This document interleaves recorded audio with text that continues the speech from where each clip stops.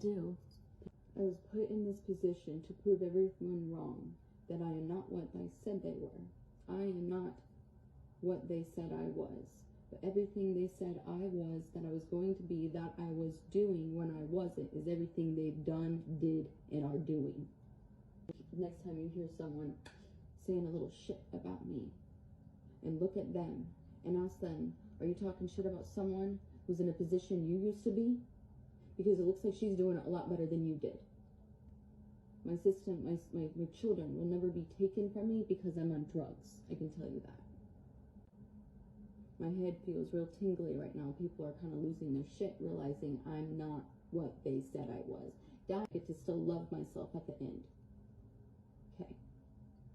And that's not to say you can't have self-love or respect, but I'm saying it takes a while to get that back after going so far for something that is whack.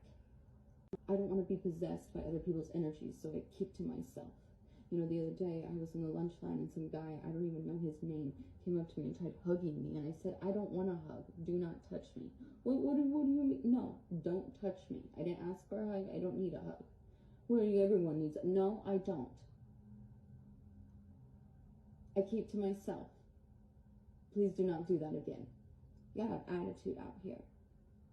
Because what happens is these girls get kicked out and they be walking down the street, and it's that same guy who hugged them in the line that they just stylishly let them fall into their arms for a second, even though they wanted to say no, will end up pulling over on the side of the road and say, hey, they kick you out, why don't you get in my car? That's how the trafficking happens. So I gotta make sure that I make it known in public when someone tries to touch me in line, just like, oh, that was an accident. That wasn't an accident. You're trying to see what you could get away with. Because if you can get away with that in public, you can get away with it me walking down the street. I am picking up and seeing everything for what it is. And I'm out here to prove it, that I'm not what they said I was. My ex-husband was doing coke for years, on and off. I've never had it in my nose. Got these euphoric effect inside my brain that I've become addicted to. If I ever touch those drugs, I'll never stop. That's why I never have and never will, because I know it's addictive. That's what I learned, right? Why would you do that if you know it's hard to quit? I'm not even going to give myself the chance to fail like that. Fuck that.